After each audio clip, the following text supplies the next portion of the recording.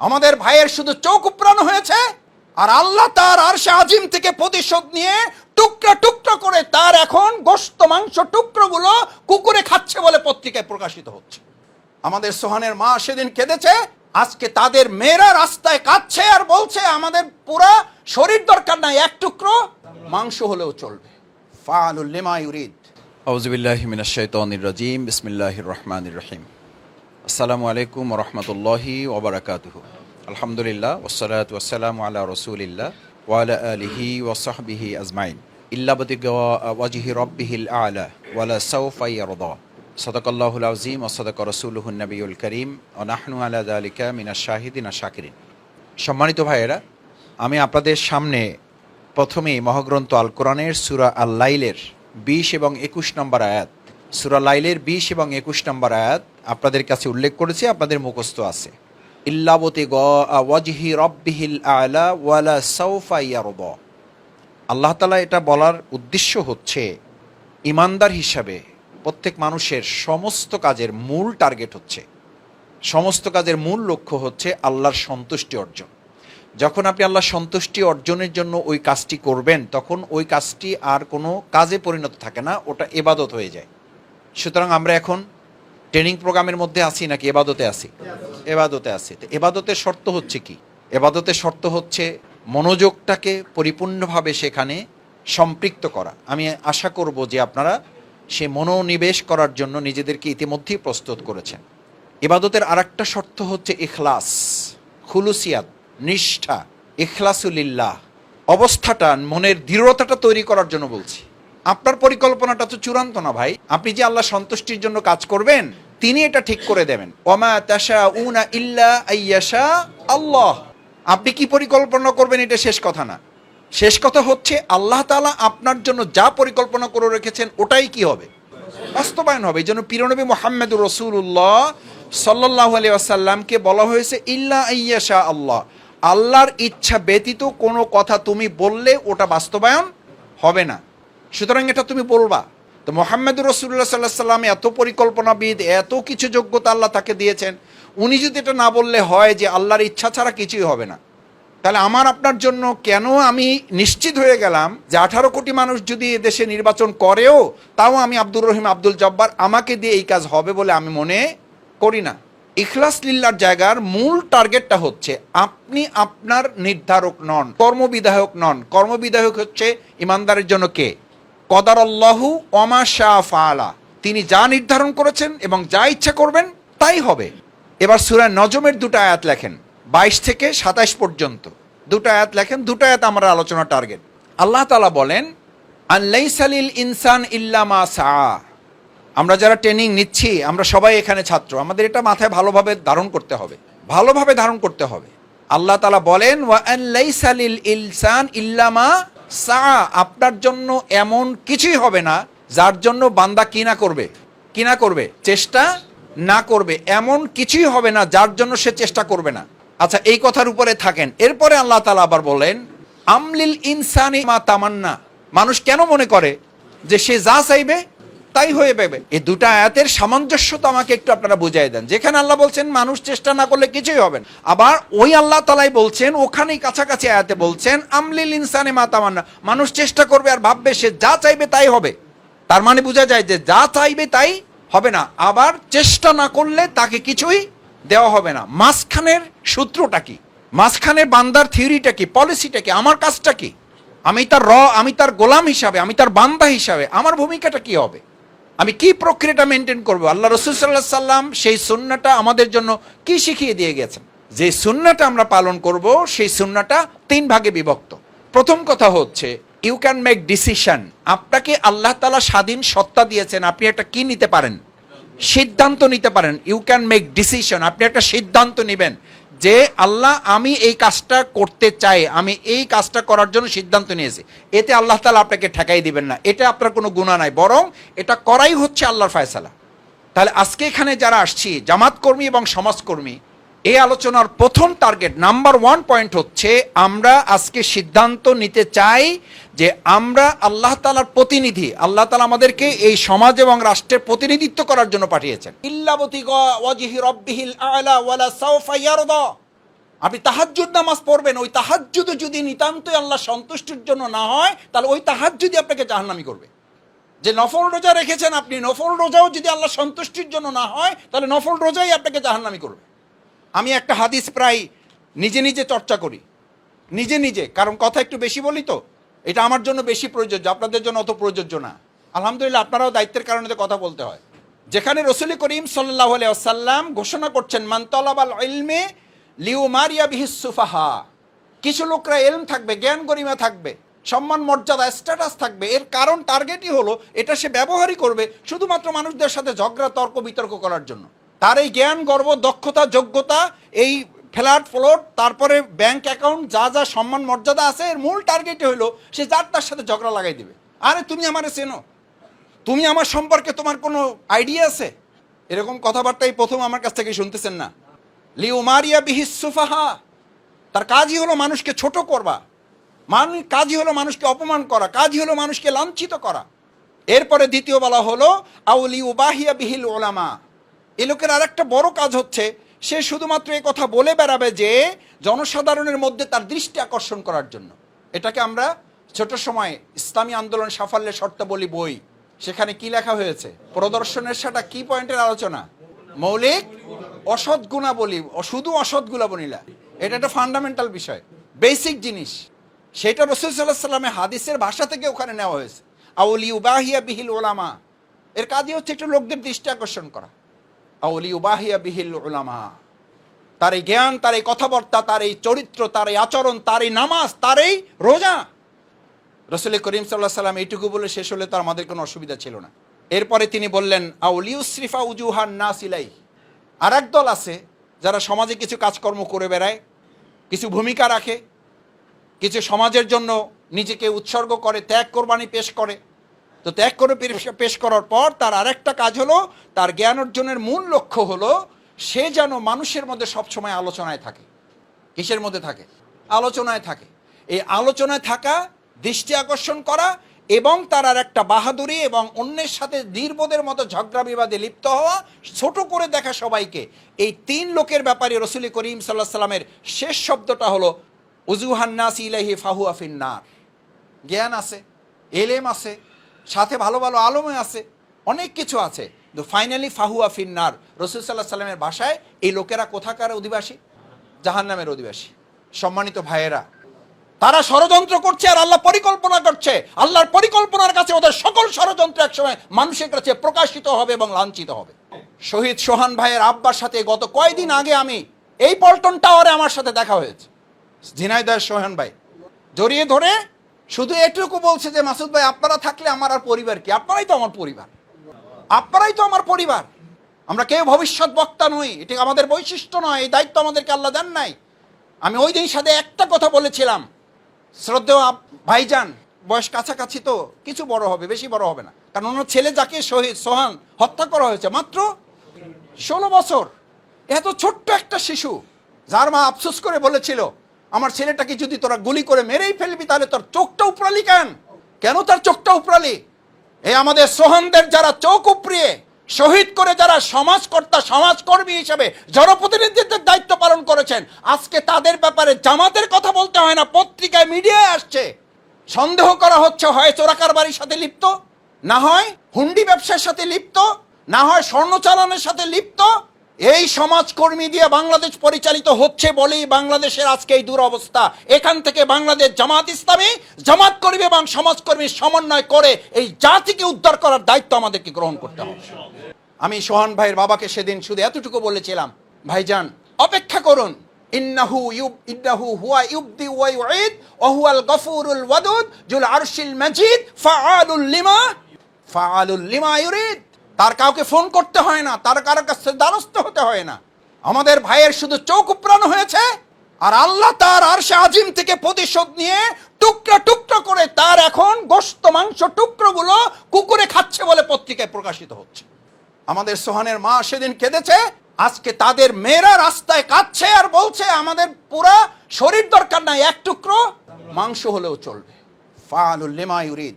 যারা প্রশাসনের সর্বোচ্চ ক্ষমতায় থেকে আমাদের ভাইদেরকে গুলি করে হত্যা করেছেন, আমাদের ব্যাংক দখল করেছেন, আমাদের হাসপাতাল দখল করেছেন, আমাদের ইউনিভার্সিটি দখল করেছেন, আমাদের কলেজ দখল করেছেন। অপেক্ষায় থাকুন, শুধু তো মাত্র ক্রোক করা হয়েছে, শুধু তো জব্দ করার নির্দেশ দেওয়া হয়েছে।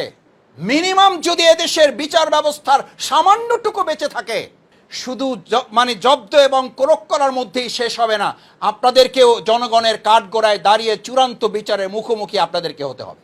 কারণ সমাজকর্মীর নামে আপনারা মানুষের প্রতি কি করেছেন? জুলুম করেছেন, শোষণ করেছেন, অন্যায় করেছেন, অত্যাচার করেছেন, অবিচার করেছেন, কত লোককে গুলি করে অন্যায়ভাবে খুন করেছেন, তার কোনো হিসাব আপনার হয়তো নিজেরও জানা নাই। দেখেন, আমরা কে কত কথা বলেছি। ওবায়দুল কাদের সাহেবের ভালো কথা তো টুকটাক খুঁজে পাওয়া একেবারেই যায় না, তো এর মধ্যে 2-4টা কথা ভালো ভালো মাঝে মধ্যে বলেন। তো অনেকে মজা করে আপনি বলেন যে উনি ওই সময় কি খায়, ওই যে ফুরুটিকা খায় আর কি। তো পত্রিকায় দেখি কার্টুন আসে, আমি পত্রিকার কার্টুন থেকেই বলছি যে উনি আজকে খুব ব্যর্থহীন কণ্ঠে বলেছেন, সেনাপ্রধান হন আর পুলিশের প্রধান হন, যে প্রধানই হন না কেন, অন্যায় করলে, অবিচার করলে সরকার তাকে কি দেবে না? প্রশ্রয় দেবে না। আর আমি বলি, সরকার নিজেই যদি অন্যায় করে, আপনার প্রশ্রয়ের তো কেউ নাই, আপনি আরেকজনের প্রশ্রয় দেবেন কোথা থেকে? সম্মানিত ভাইয়েরা, ওয়াকমুর বিল উরুফ ভালো করে খেয়াল করে এটা লেখেন। সমাজকর্মীর উদার মানসিকতা, ক্ষমাপরায়ণতা তার মূল গুণ। ক্ষমা, এটা আল্লাহ নির্দেশ দিয়েছেন, যিনি কর্মী হবেন তার প্রথম ক্ষমার গুণ থাকতে হবে। এখন আমাদের অবস্থা হয়েছে, আমরা অন্যকে একবারও ক্ষমা করতে পারি না, নিজের বেলায় 100 বার ক্ষমা করতেও কোনো কি হয় না, অসুবিধা হয় না। খুজিল আফওয়া ওয়াকমুর বিল উরুফ, যারা সমাজের কর্মী হিসাবে কাজ করবেন তারা যেন খুজিল আফওয়া মানে তারা যেন ক্ষমাশীলতার নীতি অবলম্বন করে। শুধু ক্ষমা একবার করবেন না, নীতিটাই হবে আপনার ক্ষমার নীতি। দেখি পারা যাবে একটু? দেখি ইনশাল্লাহ পারবেন? ইনশাল্লাহ, ইনশাল্লাহ। আল্লাহ আমার সব যেন নষ্ট করেন। আমার সারা রাত ভালো যায় না যে সেক্রেটারি হিসাবে আমার হক ছিল, উনি আমাকেই প্রথম ফোন করেছেন, এটা ওনার দায়িত্ব উনি পালন করেছেন। আমি কি করেছি? আমি ফেল করেছি। আমার মাঝখানে যে অসুস্থতা ছিল, ডাক্তারের 1 নম্বর পরামর্শ হলো আপনি যে টাইমটুকু ঘুমাবেন, আপনি ফোন বন্ধ করে নিরিবিলি ঘুমাবেন, ডিপ স্লিপ আপনার 1 নম্বর ওষুধ। তা আমি বললাম কি বললেন এইটা মানে কি করতে হবে? এটা সরি, আল্লাহ মাফ করুন, আমি আমার নিজের গল্প শোনার জন্য বলছি না। বলো যে আপনার ফোনটা একদম অফ করে আপনাকে ঘুমাইতে হবে। আমি বললাম ভাই আমার ফোন তো আমি সাইলেন্ট করলেও আমার ঘুম হয় না, সাইলেন্ট করলে টেনশন লাগে যে কোথায় কোন ঘটনা ঘটে যাইতেছে আমি হয়তো জানতেছি না। আমির হয়তো ফোন দিয়েছেন, আমি হয়তো ফোনটা ধরতেই পারতেছি না। আমাদের কোনো ভাই হয়তো অসুস্থ, হসপিটালে যে এখন ইমার্জেন্সি পিরিয়ডে আছেন, আমি হয়তো জানতেই পারতেছি না। ওইটা হলে তো আমাকে 2টা না 3টা না, আপনি ইঞ্জেকশন দিয়ে আমাকে ঘুম পাড়াইতে পারবেন না। বলছে তাহলে সাইলেন্ট করে, তাহলে ফোন ওপেন রেখে ঘুমান। আমি আপনাকে বলছি কেন, এটা রসুল করিম সাল্লাল্লাহু সাল্লামের সুন্নাহ। লেখেন একটা আয়াত, সূরা কাহাফের 6 নম্বর আয়াত। কয় নম্বর আয়াত? সমাজকর্মীর এই পেরেশানি যদি না থাকে, মোবাইল যখন আমরা প্রথম কিনি তখন আমাদের ছাত্র সংগঠনের কেন্দ্রীয় সভাপতি যিনি ছিলেন উনি বলেছিলেন ছাত্র শিবিরে যে দায়িত্বশীল ফোন সাইলেন্ট করে ঘুমাবে তিনি যেন ফোন ব্যবহার না করেন। কেন্দ্রীয় সভাপতি দায়িত্বশীল সমাবেশে ডিরেকশন দিয়েছেন, নোট করে নিয়েছি আমরা। কেন্দ্রীয় সভাপতির 12টা পয়েন্টের মধ্যে একটা পয়েন্ট, ফোন যদি ব্যবহার করেন সাইলেন্ট করে রাতে ঘুমাবেন যারা, তারা ফোন ব্যবহার করবেন না, বলবেন যে আমার কোনো ফোন নাম্বার নাই। আর যদি ফোন থাকে তাহলে কি ফোন থাকবে? জীবিত থাকবে, ওটা লাইভ থাকবে, আপনাকে যে কোনো সময়ে যেন যে কেউ। দিস ইজ জামাত কর্মী মানে সমাজকর্মী। লোক মারা গেছে রাত 3টায়, আপনি খবর পাইছেন 10টায়, এরপরে মেসেজ দিচ্ছেন 12টায়, এরপরে সবাই ইন্নালিল্লাহ লিখতেছে, ততক্ষণে ওনার জানাজা দাফন এবং মানে দোয়া কালাম শেষ। এরপরে যাই আপনি হাজির হয়েছেন যে আসলে আমি তো টাইম টু টাইম খোঁজ খবর রাখছি, আলহামদুলিল্লাহ, আল্লাহ তাআলা ওনাকে জান্নাতবাসী করুন। তো ও মানে ডানে বামে তাকায়, আপনার দিকে তো তাকায় না। কেন তাকাবে আপনার দিকে? কারণ তার যেই মুহূর্তটা তার সঙ্গ দেওয়ার দরকার ছিল, সেই মুহূর্তটা তো আপনি তার কাছে গিয়ে পৌঁছতে পারে না। সেই মুহূর্তে যে পৌঁছেছে এইটা আপনারা অন্যভাবে নেন না। ওই মুহূর্তে যে পৌঁছেছে সে তো ক্লাবে ছিল, সেই ক্লাবে হয়তো মদ খাইতেছিল, ফোনটা দেওয়ার সাথে সাথে সে রিসিভ করছে, বলছে যে চাচা আপনি কিছু মনে করেন না, আমি আসতেছি এখনই। আপনার ভাই মানে তো আমারই ভাই, আপনার ভাই তো মারা যায়নি, তো আমার ভাই মারা গেছে। ওই লোক ভোটে দাঁড়ালে ভোট ওরে দেবে না আমারে দিবে।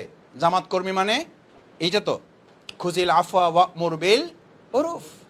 আপনি যে অবস্থায় আছেন ওই অবস্থায় দায়িত্ব পালন করার জন্য নিজেকে প্রস্তুত রাখতে পারাটা হচ্ছে আল্লাহ তাআলার নির্দেশ। কত নম্বর আয়াত বলছি? কোন সূরার? কাহাফ। সূরা কাহাফের 6 নম্বর আয়াত কে বলতে পারবেন? এটা বলেন একজন। ফালাআল্লাকা বাখিউন নাফসাকা আলা আসারিহিম ইন লাম ইউমিনু বিহাযাল হাদিসি আসাফা। আপনাদেরকে পেরেশান করাই যায় না, পেরেশান করা যায় না। আর আল্লাহর রাসূল সাল্লাল্লাহু আলাইহি সাল্লাম তার রিসালাতের, তার খেলাফতের, তার এই সমাজের কর্মীগিরির দায়িত্ব পালন করতে এত পেরেশান হয়ে গেল যে আল্লাহ বললেন যে আপনি যেই পরিমাণ পেরেশান হয়েছেন, আপনার তো পেরান যায় যায় অবস্থা, আপনি একটু থামেন। ফালাআল্লাকা বাখিউন নাফসাকা আলা আসারিহিম ইন লাম ইউমিনু বিহাযাল হাদিসি আসাফা। আপনার তো জান বাইরেই যাবে এরকম করলে। তাও আল্লাহ তাআলা তাকে এটা মনে করাই দিলেন, আপনার প্রাণ তো ওষ্ঠাগত প্রায়, আপনি আপনার জাতির নিয়ে যেভাবে পেরেশান। আলহামদুলিল্লাহ, আলহামদুলিল্লাহ। আমিরে জামাত তখনও জীবিত এবং তিনি গ্রেপ্তার হয়ে কেবল গিয়েছেন। শহীদ নিজামী ভাই কার কাছ থেকে শুনেছেন যে মাঝে মধ্যে আমার একটু মাথা ব্যথা করে, আমি রাতে ঘুমাতে একটু কম পারি? আমিরে জামাতের ওয়াইফ তখন ফোন করে আমাকে শুধু জিজ্ঞেস করলেন, তোমার তো ঘুমাইতে হবে, কাজ করতে হলে তোমার ঘুমাইতে হবে, এত টেনশন, তুমি একা সব টেনশন করে তো কুলাইতে পারবা না, তো ঘুমাবার আগে তুমি একটু গরম দুধ খেয়ে ঘুমাবা, আশা করি তোমার ঘুমটা এখন থেকে ভালো হবে। আলহামদুলিল্লাহ, আমি এখনও চেষ্টা করি যদি দুধ থাকে তো বাড়িতে একটু এক কাপ হইলেও দুধ খাই আমি ঘুমানোর চেষ্টা করি। আলহামদুলিল্লাহ, আল্লাহ ঘুমের মধ্যে বরকত দান করে। আমি মনে হয় যে আলহামদুলিল্লাহ আমাদের জন্য তো ওহি আগে নাজিল হয়ে আছে, কিন্তু এই যে আমার একজন সামান্য দায়িত্বশীলা, আমার অভিভাবিকা, এই যে আমার পেরেশানিটাকে তিনি ধারণ করেছেন, আল্লাহ তাআলা এইটুকু কবুল করলে হয়তো এর বিনিময়ে আল্লাহ আমাকে জান্নাত দিতে পারেন। আলহামদুলিল্লাহ, আমরা আমাদের দায়িত্বশীলদের জন্য দোয়া করি। পেরেশানিটা রাসূল করিম সাল্লাল্লাহু আলাইহি সাল্লামের ছিল এইরকম যে আল্লাহ তাআলা তাকে থামিয়ে দিতে হলো। কয়টা পয়েন্ট বলতেছিলাম? 3টা। কয়টা বলছি? 1 নম্বর কি বলছি? সিদ্ধান্ত, ইউ ক্যান মেক ডিসিশন। 2 নম্বর, ইউ ক্যান মেক প্ল্যান। আপনি এটা কি নেবেন? পরিকল্পনা নেবেন। কোনো কথাবার্তা নাই যে ভাই সংগঠন আমাকে দায়িত্ব দিয়েছে, আর কোনো কথা শুনতে চাই না, আমি এই সিদ্ধান্ত বাস্তবায়ন করবো ইনশাল্লাহ। সেটার জন্য আমার একটা প্ল্যান আছে। কি প্ল্যান আছে? প্ল্যানটা 4টা। কয়টা? ক খ গ দিয়ে একটু লেখেন। 4টে প্ল্যান। নাম্বার 1, ত্যাগ কোরবানির মানসিকতা পোষণ করবেন। আপনি মানুষের জন্য করেন, মানুষ আপনার জন্য করবে, কিন্তু করাটা শুরু আগে তার থেকে না আপনার থেকে। তোমার কাউন্সিলগিরি, তোমার মেয়রগিরি, তোমার এমপিগিরি, তোমার মন্ত্রীগিরি, এমনকি তোমার মহানগরীর সেক্রেটারিগিরি, এই গিরির সাথে যদি দুনিয়ার কোনো সম্পৃক্ত থাকে, তা তোমার মতো শফিকুল ইসলাম মাসুদকে দিয়ে জাহান্নাম উদ্বোধন হবে। উদ্বোধনী অনুষ্ঠানের মেহমান হবে শফিকুল ইসলাম মাসুদ, আল্লাহ আমাদের মাফ করুন। আবু হুরায়রা রাদিয়াল্লাহু তাআলা কত হাদিস বর্ণনা করেছেন? কম না বেশি? তার মধ্যে একটা হাদিস বর্ণনা করতে গিয়ে কয়বার বেহুশ হয়েছেন? কেউ বলেন 3 বার, কেউ বলেন 4 বার। একবার বেহুশ হন, রাসূল সাল্লাল্লাহু আলাইহি সাল্লাম মাথাটা উঠাই আবার হাঁটুর উপর রাখেন, আবার বেহুশ হন, আবার মাথাটা উঠাই হাঁটুর উপর রাখেন, নাড়াচাড়া দেন, কি হয়েছে তোমার, কি হয়েছে তোমার? রাসূল করিম সাল্লাল্লাহু আলাইহি সাল্লামকে বললেন, ইয়া রাসূলুল্লাহ, আপনার কোশ্চেনের জবাবে আমি যখন জানতে চাইলাম মান হুয়া, আপনি যে জাহান্নামের খবর, মেরাজের রাতে আপনি যে জাহান্নাম ভরপুর দেখে এসছেন মহিলা এবং পুরুষ দিয়ে, 1000 জনে 999 জন কোথায় যাবে, এই খবর যখন আপনি দিলেন তখন জাহান্নামের যে চিত্র দেখেছেন সেখানে আপনি কাদেরকে দেখেছেন? হু আর দেম, তারা কারা? আমি যখন আপনার কাছে জানতে চাইলাম, আপনি তখন আমি ভাবছিলাম বলবেন অহুয়া কাফের, ওহুয়া মুনাফিক, ওহুয়া মুশরিক, ওহুয়া জালেম, ওহুয়া ফাসিক, ওহুয়া মুরতাদ। আপনি এর কোনোটাই বললেন না, বরং আপনি উল্টা বললেন ওহুয়া আলেম, ওহুয়া আলেম। সেজন্য ভাইয়েরা, সামগ্রিক কাজের মধ্যে রব্বাকুম, এই যে আপনি রুকু করবেন, সিজদা করবেন, গোলামি করবেন, কার করবেন? সমস্ত কিছুর উদ্দেশ্য হচ্ছে বাংলাদেশ জামাত ইসলামী সেটার জন্য আপনাকে নির্ধারিত করে। জামাতের আলাদা কোনো টার্গেট নেই, টার্গেট হচ্ছে এটা, আপনি আল্লাহর গোলামি করবেন। দেখেন, তারপরে কথাটা হচ্ছে আপনার জন্য সমাজকর্মী। আগেরগুলো হলো আপনি জামাত কর্মী, পরেরটা কি কর্মী? রব্বাকুম অফআলুল খয়র, অফআলুল খয়র। এবার তুমি সমাজকর্মী হিসেবে নিজের পরিচয় পেশ করো। আগে জামাত কর্মী, আল্লাহর কর্মী, আল্লাহর গোলামি, আল্লাহর দাস, এই পরিচয় তুমি দিয়ে ফেলছো। এখন অফআলুল খয়র, এবার তুমি সমাজকর্মী হিসেবে নিজেকে পেশ করো। তো সমাজকর্মী হিসেবে নিজেকে পেশ করার এই টার্গেট জামাত যে নির্ধারণ করেছে, আপনার পরিচয় যে নির্ধারণ করেছে, এটা কি জামাতের পলিসি নাকি আল্লাহর পলিসি? আল্লাহ তাআলা নির্দেশ দিয়েছেন এবার, ইয়া আইয়ুহাল্লাযীনা আমানু, যদি ঈমানদার হও রুকু করো, সিজদা করো, আমার দাসত্ব করো। এরপরে অফআলুল খয়র, সমাজের কল্যাণে নিজেকে নিবেদিত করো, লাআল্লাকুম তুফলিহুন, কারণ এটাই তোমার সফলতার মাপকাঠি। আমার ভাইয়েরা, 2 নম্বর হলো, আপনি এই যে একটা প্ল্যান নিলেন, পরিকল্পনার গুরুত্বপূর্ণ অংশ হচ্ছে সমাজের দুরবস্থা বা সমাজের সংকটটা চিহ্নিত করে যে কোনো সময় তা দূরীকরণে আপনাকে ভূমিকা রাখতে হবে, অর্থাৎ সমস্যা সমাধানে আপনাকে ভূমিকা রাখতে হবে। সম্মানিত ভাইয়েরা, বাংলাদেশ জামাত ইসলামী 4 দফা কর্মসূচির প্রত্যেকটা দফায় আপনার জন্য কোরআন এবং সুন্নাহ ভিত্তিক প্রণীত। কোনো একটাকে পালন করবেন, কোনো একটাকে পালন করবেন না, আমি এই 4 দফাকে সামনে রেখে বলছি না, আল্লাহর নীতিমালাকে সামনে রেখে বলছি। আফাতুমিনুনা বিবাদিল কিতাবি ওয়া তাকফুরুনা বিবাদ। আপনি কোরআনের একাংশ মানবেন আর একাংশ মানবেন না, তাহলে আজকে থেকেই দোয়া করা বাদ দিয়ে দেন। এখন আপনারা দাঁড়াইতে বললে দাঁড়াই থাকবো, আর যদি বসতে বলেন, কারণ আমরা দাঁড়াবার যোগ্যতা আলহামদুলিল্লাহ অর্জন করেছি জামাতের মাধ্যমে, আর তার চেয়েও ট্রেনিং আগে নিয়েছি কিসের, বসার। পারা যাবে ইনশাল্লাহ। আল্লাহ আমাদের কবুল করুন। এই সমাজ রাষ্ট্র পরিবর্তনে যে বইটা আছে ইসলামী আন্দোলনের নৈতিক ভিত্তি, আপনি দেশের সব মানুষকে মোত্তাকি বানাইলেন, কিন্তু ওই বাসের মতো বাসের ড্রাইভারটা শুধু মদখোর দিলেন, আর ওখানকার 48 জন জনশক্তি তাহাজ্জুদের উপর আছে, তসবি তাহলিলের উপর আছে। বাসে উঠছেন, আপনি সিদ্ধান্ত নিয়ে যাবেন কোথায়, চট্টগ্রাম, আর হে তো মাতাল অবস্থায় আছে। হে বলেছে যে চালানোই বড় কথা, চলাটাই বড় কথা, চলতেছে এর উপরে থাকেন, শুধু দেখেন যেটা রাস্তার মধ্যে আছে কিনা। উদ্দেশ্য সফল না ব্যর্থ? ব্যর্থ। আজকে আপনারা আমরা সবাই সেই ব্যর্থতায় পর্যবসিত। ওই স্টিয়ারিংটা চেঞ্জ করতে না পারলে আমাদের এই আমলও আল্লাহর কাছে ওরকম ব্যর্থতায় পর্যবসিত হবে, সেই জাতির মতো যেই জাতিকে ধ্বংস করার জন্য বললো যাও অমুক জনপদকে কি করে দাও, উল্টাই দাও। সেই জনপদে আমলওয়ালা লোক তো ছিল না। আরে আমলওয়ালা লোক আমল করতে করতে চোখের পানিতে তাদের এখানে গা হয়ে গেছে, আমল করতে করতে পাথরের উপরে নামাজ পড়তে পড়তে পা এবং হাতের চিহ্ন পড়ে গেছে, এবং তাদের যে ঘোড়াটা ছিল সেই ঘোড়া সম্পর্কে বলা হয় তরফাতা আইনিন, তারা একটা চোখের পলক পরিমাণও হারাম উপার্জন, হালাল হারাম খাবার তারা তাদের ঘোড়া পর্যন্ত খাইতো না। সেই জাতিকে ধ্বংস করা হলো কেন বলেন? নবুয়তের আগে যখন ওনার কাছে ওহী আসে নাই, তার আগে উনি আলামিন উপাধি পেয়ে এর উপরে ভিত্তি করে কিন্তু একটা সামাজিক পরিবর্তন অলরেডি করে ফেলেছিলেন। আলামিন উপাধি পেয়ে গেছেন উনি, ওটার উপরে ওহী নাজিলের পর তিনি একটা রাষ্ট্রীয় কাঠামো দিয়েছেন কোরআনের ভিত্তিতে। আমার মন বলে যে আলামিন উপাধির এই সামাজিক ভিত্তিটা আল্লাহ তাআলা জামাত ইসলামীকে ইতিমধ্যে দিয়ে দিয়েছেন। এটিকে খালি আমাদের কর্মীরা টুকটাক সমালোচনা করলেও সাধারণ মানুষের মধ্যে আলহামদুলিল্লাহ জামাত ইসলামী সম্পর্কে এই আলামিনের যে ফ্লেভার, আমরা তো ওর কাছাকাছি যেতে পারি না, কিন্তু এই ফ্লেভারটা আল্লাহ তাআলা আমাদেরকে দিয়েছেন না দেন নাই? দিয়েছেন। আমাদের শত্রুরাও এটা স্বীকার করেন। সেই জায়গাটা আপনাকে ধারণ করতে হবে। এখানে আল্লাহ তাআলা বলেন অমিনকুম মাইয়ুরিদুল আখিরা, তোমরা চাও দুনিয়া, আর আল্লাহ দিতে চান তোমাদেরকে কি? পরকাল দিতে চান, পরকালের সফলতা আল্লাহ দিতে চান। তা আপনি সব বিজয় এখানে চান কেন? কাজ বিজয়ের জন্যই করব, কিন্তু দুটো জিনিস কিন্তু আল্লাহ তাআলা তার নিজ হেফাজতে রেখেছেন। একটা হচ্ছে নাসরুম মিনাল্লাহি ওয়া ফাতহুন করিব, সাহায্য এবং বিজয় কার হাতে? সব আল্লাহর হাতে। কিন্তু আল্লাহ বলছেন তোমরা চেষ্টা করার এই দায়িত্ব আমি তোমাদের স্বাধীন করে দিলাম, ওই যে সূরা নজম যেটা বলেছি। কিন্তু সাহায্য করে তোমাদেরকে বিজয়ের দ্বার প্রান্তে পৌঁছানোটা এটা আমি আল্লাহ তাআলা সিদ্ধান্ত দেব। বদরের যুদ্ধে আল্লাহ বিজয় অর্জন করিয়েছেন। আল্লাহ এটা বলেন নাই তোমরা বিজয় অর্জন করেছো। আল্লাহ কি বলেছেন? আমি তোমাদেরকে বিজয় করিয়েছি, আমি তোমাদেরকে বিজয় দিয়েছি। আবার ওহুদে পরাজয় হয়েছে, আল্লাহ এটা বলেন নাই তোমরা পরাজিত হয়েছে, বলছেন আমি তোমাদেরকে পরাজিত করেছি। ভাই বুঝেন শব্দগুলো। আমার নিজের জন্য তো আমি পৃথিবীতে আসিনি, আমার নিজের প্রয়োজনে তো আমাকে পৃথিবীতে পাঠানো হয় নাই। সূরা ইমরানের কত নম্বর? 152 নম্বর আয়াত। এরপরে সূরা আনফালের একটা আয়াত আছে 67 নম্বর আয়াত। আল্লাহ তাআলা বলেন তুরিদুনা আরাদাদ দুনিয়া আল্লাহু ইউরিদুল আখিরাহ। তুরিদুনা আরাদাদ দুনিয়া, তোমরা দুনিয়ার সফলতা, দুনিয়ার স্বাচ্ছন্দ্য তোমরা প্রত্যাশা করো, দুনিয়ার ক্ষমতা তোমরা প্রত্যাশা করো, দুনিয়ার লাভ লসই তোমরা এটাকে একমাত্র টার্গেট করো। আর আল্লাহ তাআলা বলেন আল্লাহু ইউরিদুল আখিরাহ, আল্লাহর ইচ্ছা কোথায়? আখিরাতে। আরে ভাই ওখানকার বিজয়টাই তো আপনার চূড়ান্ত বিজয়। এখন এর অর্থ আমি আপনাকে এটা বুঝাচ্ছি না যে এখানে আমাদের বিজয়ের দরকার নাই।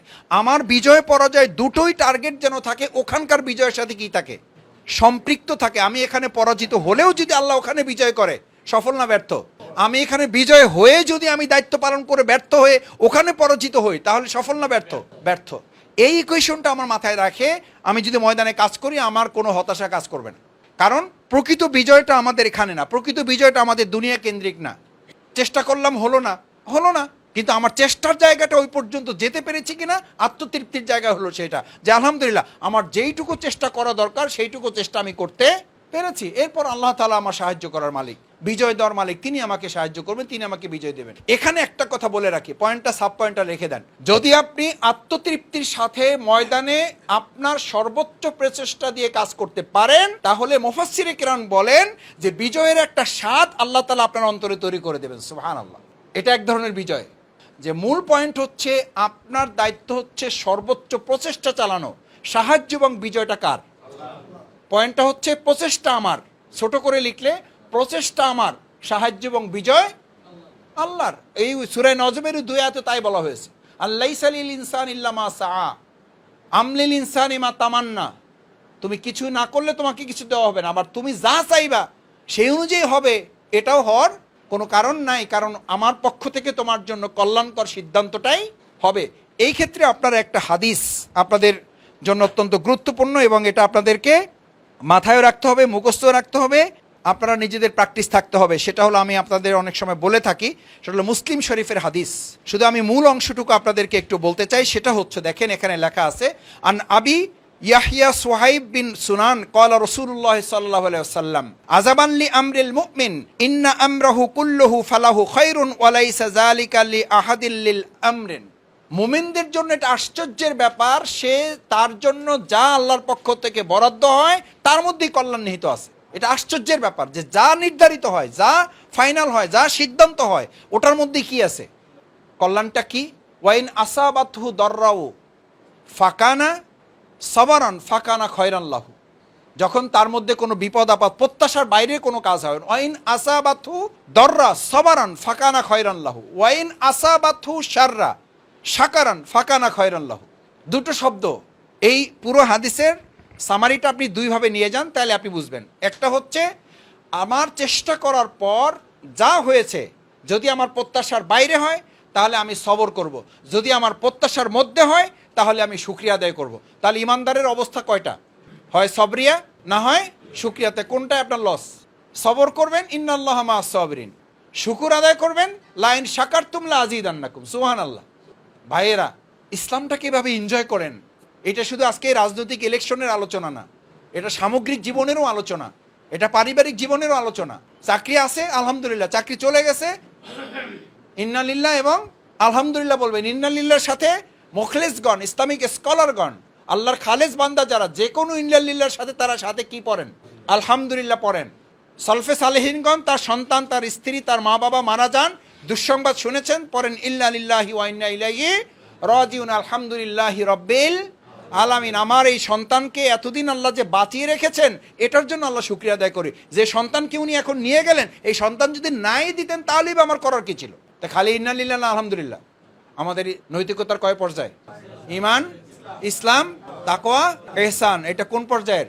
ইহসান পর্যায়ের। এই মুহসিন, ওয়াল্লাযিনা হুম মুহসিনুন। আর আল্লাহ বলেন, এই সমস্ত লোকরা হচ্ছে মুহসিন, যাদেরকে আমি ভালোবাসি।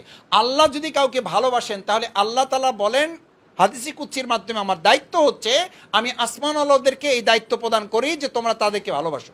আসমান আল্লাহ কারা? এটুকু আপনাকে ধারণ করতে হবে যে আমি যাদের সাথে চলি, যাদের, এটাকে সাইকোলজিক্যাল পলিটিক্স, মানুষের মনোবৃত্তিটা আপনাকে ধারণ করতে হবে। সে কি চায়, সে কোনটা ভালোবাসে, কোনটা পছন্দ করে, কোনটার উপরে সে নিজেকে এখন ইস্তেকামাত করে।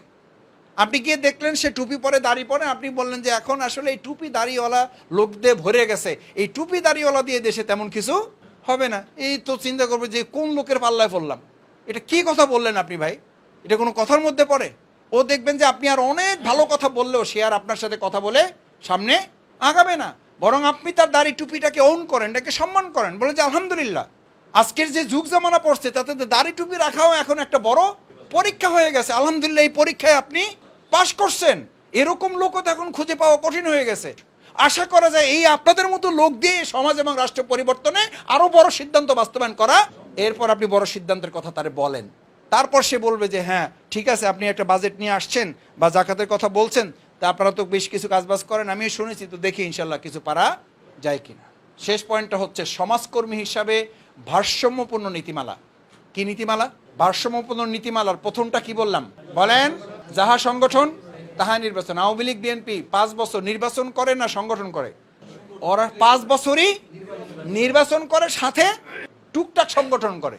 এই কারণে ওরা নির্বাচনী পলিসিতে আমাদের চেয়ে অনেক দূর আগায়া। সংগঠন এবং নির্বাচন দুটো আলাদা করা যাবে না। যাহা সংগঠন তাহাই নির্বাচন।